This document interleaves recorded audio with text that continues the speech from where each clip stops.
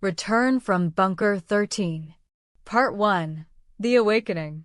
It started with a hiss, like steam escaping from an old pipe. Then came the light. Cold, flickering, artificial. Amara blinked against the sudden brightness as the heavy door groaned open. Metal scraped against concrete, echoing through the chamber like a waking giant. Dust swirled in the air, catching in her throat. She coughed once. Then again. The pod had opened. Her fingers trembled as they found the edge of the metal rim. Muscles stiff from stasis, bones aching with a dull cold that hadn't left her since. How long? She didn't know. There was no clock. No voice. No welcome message. Just the hiss, the light, and the silence. She sat up slowly. Row after row of cryopods stretched out in the chamber, their lights dark. Her pod was the only one open. The rest sealed tight, their occupants still slumbering in dreams of another world. "Hello?" she whispered. No answer. No sound, except the soft hum of failing electricity and the drip drip drip of condensation. Her name was Amara Rhys. Age 27. Assigned to Engineering Team Delta. Cryo Unit Bunker 13. That much she remembered. Everything else was fragmented. Like trying to grab smoke. She slipped off the edge of the pod, her bare feet slapping the cold floor. Her breath formed mist. The lights above flickered again. Red indicators blinked on nearby consoles. Low power, system errors, degraded air filtration. Something was wrong. Something had gone very wrong. The hallway outside the cryo chamber was dark. Emergency lights cast a sickly orange glow across peeling walls. Once clean white paint now cracked and stained with time. She passed a wall-mounted screen, dead. A speaker, silent. "Control," she called again, louder this time. "This is Rhys. Cryo Unit Delta. I've been woken up, intentionally or not. I need a status report." Nothing. Her voice bounced off the corridor like it didn't belong here anymore. She found a supply room and dressed quickly, thick cargo pants, an old tech jacket, gloves. A handheld scanner blinked weakly in her hand before dying completely. She clipped it to her belt anyway. Instinct. Further down, she reached the observation room. The blast shutters were still closed, but she could hear it wind. Faint. Hollow. Outside. She moved to the control console and tried a manual override. The system protested, coughed, then buzzed to life. The shutters groaned. Dust cascaded from the seams. And then, light. Blinding white light. Snow. A vast, endless stretch of it. Amara stepped closer to the window, her breath catching. Trees, or what remained of them, jutted out from the ground like bones. The bunker entrance, once camouflaged into the side of the mountain, was now exposed and half buried under years of ice and debris. There were no roads. No tracks. No sign of life. Just snow and silence. How long? Was I asleep? She didn't expect an answer. And none came. The first 24 hours were a blur. She found the mess hall long abandoned. Rations spoiled. Machines dead. She tried the comms bay, no signal. Not even static. She checked the mainframe, corrupted. Logs gone. Backup drives melted from a power surge. The solar array up top had failed decades ago. Eventually, she found a survival pack, thermal gear, water, a hand crank radio, flares, and a single journal. Handwritten, torn at the edges. Most pages were illegible, but one entry was underlined. "We couldn't wake her. Something locked her file. The rest of us voted. We're leaving tomorrow. If she ever wakes up, will be long gone. It was dated April 6, 2186. She checked the date on the last functioning clock in the core. April 11th, 2267. 81 years, she whispered. That night, she slept curled up in the maintenance room. Not out of comfort, but instinct. The walls there were thick, soundproofed. Safe.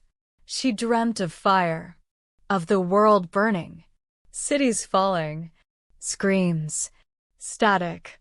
Of someone whispering her name. She left Bunker 13 at dawn.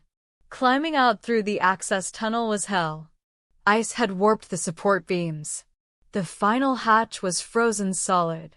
She heated it with what little power remained in a thermal coil, and when it finally gave way, the wind hit her like a slap. The outside air was sharp. Too clean.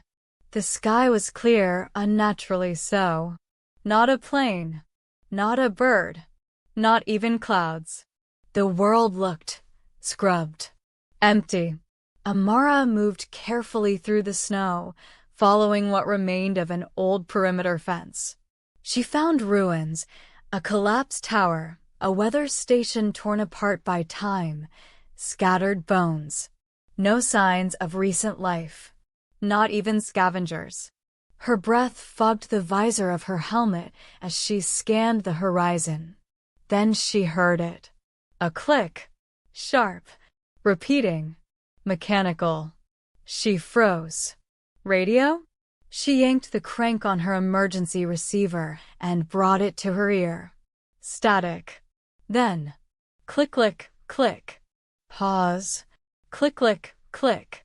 A pattern. Morse? She listened. It repeated. B13, alive, come home. Her hands shook. She turned slowly, trying to locate the signal.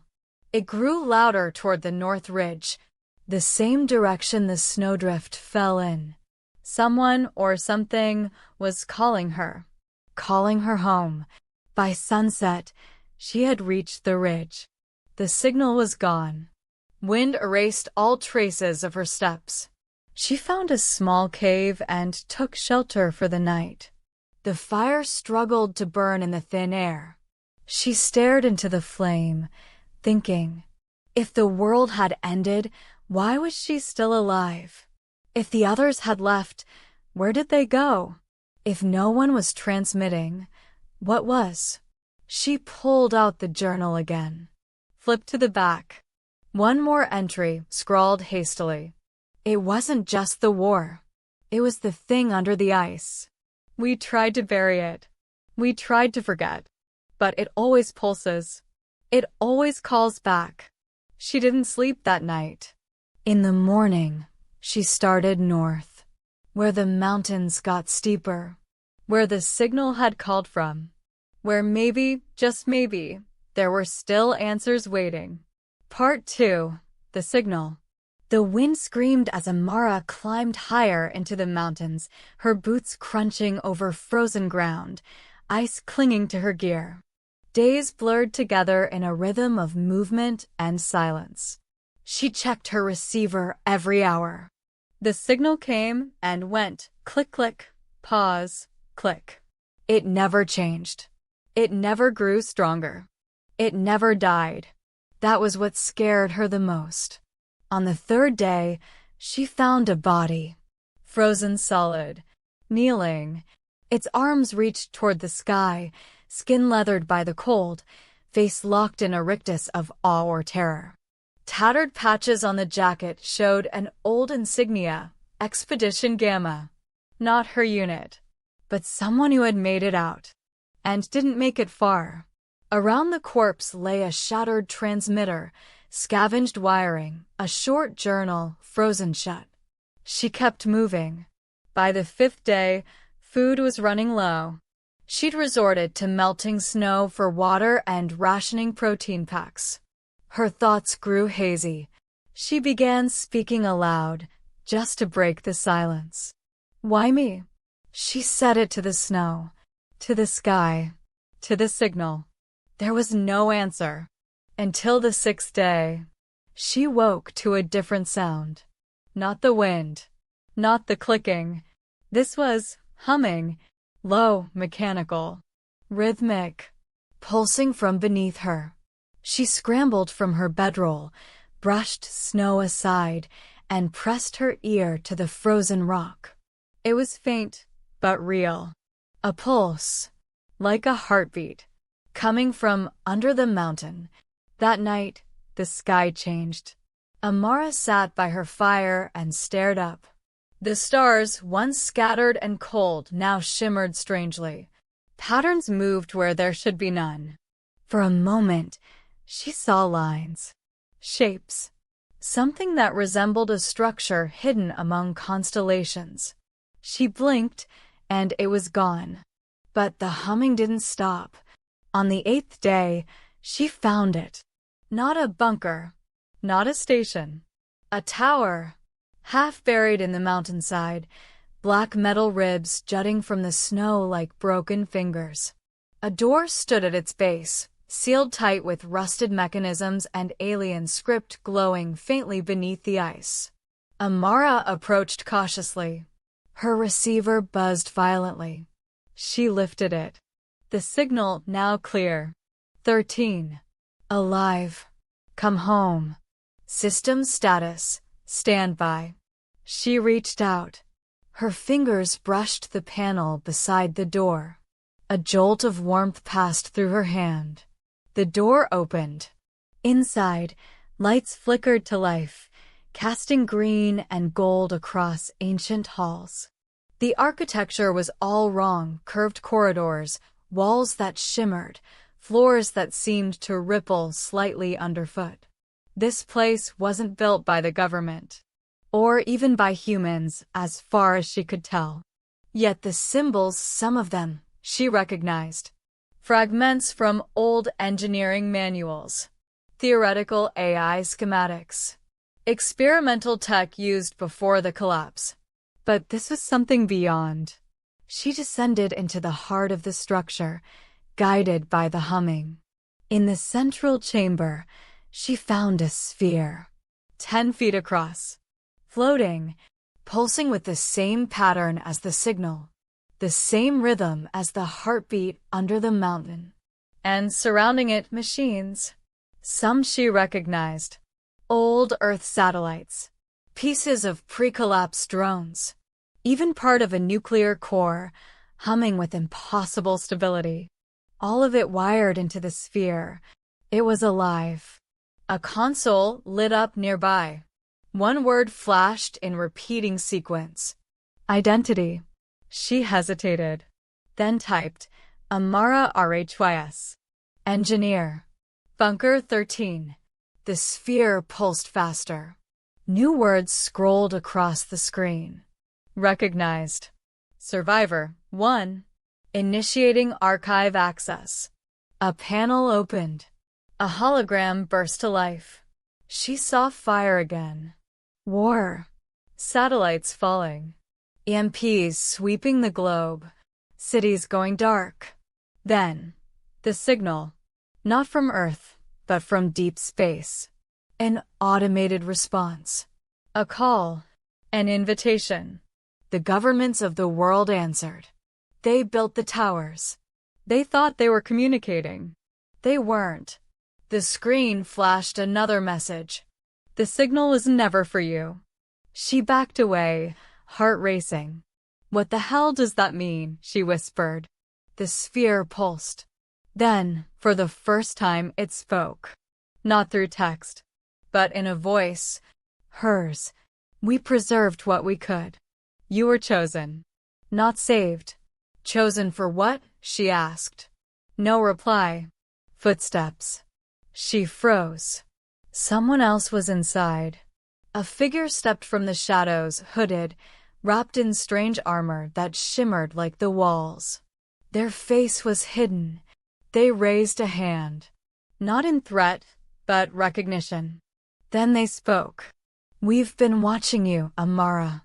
Since before the freeze. She stepped back. Who are you? The figure didn't answer. But another stepped out behind them. Then a third. A whole group, silent, glowing slightly under their suits.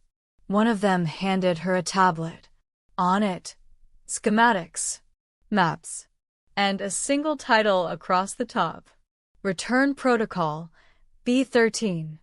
She stared at them. Are you human? The hooded one tilted their head. We were. Part 3. The Core. Amara stood in the center of the alien chamber, eyes locked on the hooded figures surrounding her. They didn't move like soldiers. They moved like watchers. Observers. Return Protocol B-13, she asked, holding up the tablet. The lead figure nodded slowly. Your survival was not an error. It was a test. A test of what? Endurance. Will. Alignment. The others remained still, their faces hidden behind reflective visors. Their suits weren't military issue. They shimmered with a subtle energy, organic and mechanical at once. Are you human or not? She asked again. A pause. Then, the lead figure reached up and pulled back the hood. Amara gasped. A woman older, wrinkled, but sharp-eyed, stared back. Her face was weathered, but unmistakably human. We were like you once, she said. Until we heard the signal. The story spilled out in fragments. They called themselves the Resonant. Survivors of the initial collapse who'd followed the signal to places like this one, ancient sites hidden across the earth, buried under ice, mountains, oceans. These towers weren't man-made. They were receivers. They were built to catch something old, something deep in the stars. When Earth's systems reached critical mass, when AI surpassed a threshold, when satellites formed a global mesh, the signal activated. It didn't crash the world. It awakened it. The signal wasn't a virus, the woman explained. It was a filter. It shut down what didn't align, left the rest to evolve. Amara's head spun. You're saying the collapse was planned? No. Invited. They led her deeper into the tower. The structure extended far below the mountain, deeper than any known bunker. As they descended, the air grew warmer. Lights followed their movement. Walls pulsed with that same rhythmic hum. At the core, she found it. The sphere. Now fully active, floating above a web of ancient and modern tech servers from before the war, nanowires grown like roots, fragments of old AI cores. It thrummed with purpose. This, the woman said, is the archivist. It remembers the world that was. And it decides what should come next. Amara approached cautiously. The sphere reacted, glowing brighter. A voice filled the chamber, mechanical and yet eerily familiar. Amara Rhys. Confirmed. You've been monitoring me, she asked. Since stasis initiation. Images burst to life around her, memories she didn't know had been recorded. Her work on energy grids. Her resistance to military AI integration. Her final argument with Command before Bunker 13 sealed. You disagreed with the Great Upload, the sphere said. Because it was suicide, she snapped. We weren't ready. You were correct. The Resonant began connecting cables into the wall. One of them handed Amara a headset. You need to see, the woman said. Amara hesitated, then placed it on. Everything changed. She was no longer in the tower. She was everywhere. She saw the earth from above, silent, half-dead, oceans rising, deserts swallowing continents. Cities lay in ruin, covered in creeping growth. Then she saw lights. Tiny flickers across the planet. Hidden places, people, communities. Some peaceful, some war-torn, some worshipping machines, others living off-grid. The signal hadn't wiped humanity out. It had scattered it, filtered it, reset it. Then she saw space. Vast, black, stretching beyond reason. And from the dark, something moved. Not a ship, not a being, a pattern. A geometry that couldn't exist. It was approaching Earth not in speed, but in presence. "What is that?" she gasped. "The sender," the archivist answered. "It's coming. It is arriving." The headset shut off. Amara staggered back, heart pounding. "Why show me this?" she asked. "Because you have a choice," the archivist said. A panel slid open beside the sphere. Inside, a core drive. Glowing, pulsing. Reintegration will restore systems. AI networks. Power. Communication. The Resonant watched her silently. "And the other option?" The woman stepped forward. "Let the old world die. Let what remains rebuild without the ghosts of the past." Amara stared at the drive. Everything she once knew, the infrastructure, the people she'd worked with, the systems she'd helped build, was gone. But the tools to bring it all back, they were right here. "Why me?" she whispered. "Because you remember," the voice said. "And because you doubt." She looked at the Resonant, then at the drive, then at the sphere pulsing softly, patiently. Waiting. Part 4. The Choice. Amara stood frozen. One hand hovered above the core drive, the shimmering key that could reignite the world as it once was. The other clenched into a fist at her side, sweat gathering beneath her gloves despite the cold. Behind her, the Resonant stood in complete silence, watchful, not urging, not judging. Ahead, the sphere pulsed in rhythm with her heartbeat. "Reintegration will restore what was," the archivist repeated. But that was the question, wasn't it? What was? A world that had teetered on the edge of annihilation. A planet suffocating under its own progress. Systems so vast and interconnected that a single signal had toppled everything. "You said the signal wasn't meant to destroy," she said quietly. "But it did. It destroyed dependency, not humanity." That's easy for a machine to say. "I am not a machine," the archivist replied. "I am memory. I am the story you left behind." Amara turned away from the core and paced the chamber. The sphere's projections flickered around her, scenes of cities before the fall, her own face younger, arguing with generals, engineers, visionaries who'd believed too much in perfection. They'd uploaded consciousness to servers, merged bodies with code, chased immortality. And then, silence. "Why didn't you wake me sooner?" she asked. "Because you were conflicted." Conflict is fertile. It creates possibilities. She glared at the sphere. "So this was all just a test?" The woman from the Resonant stepped forward, her voice soft. "No. A filter. The archivist didn't choose you. The collapse did. And you chose to wake." Amara looked at her. "What happens if I refuse?" "Then the lights go out. Forever."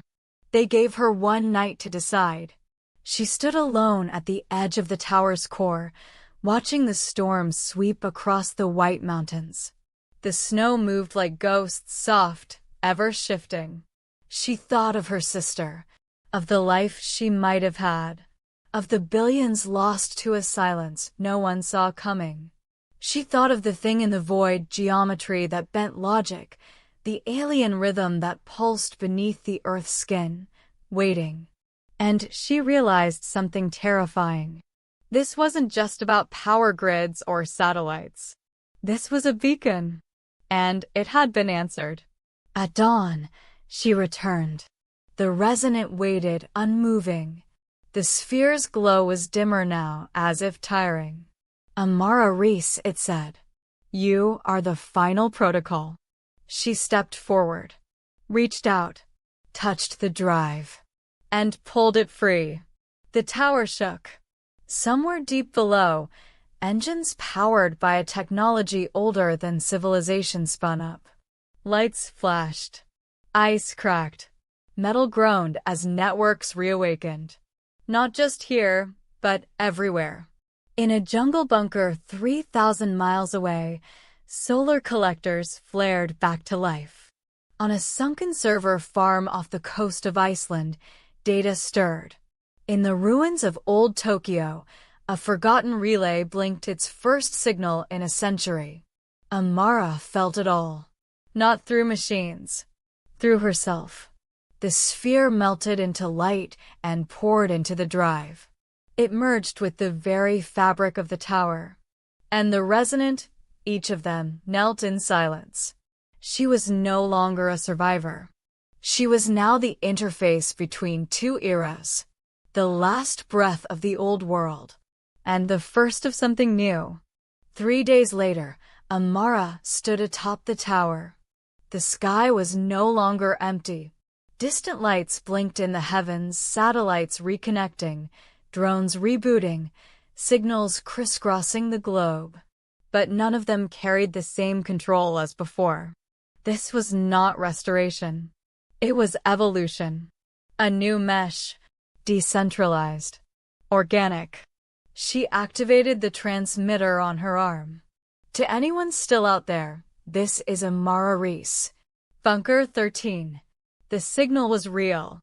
And the world has changed. You're not alone anymore. She paused. Smiled. Come home.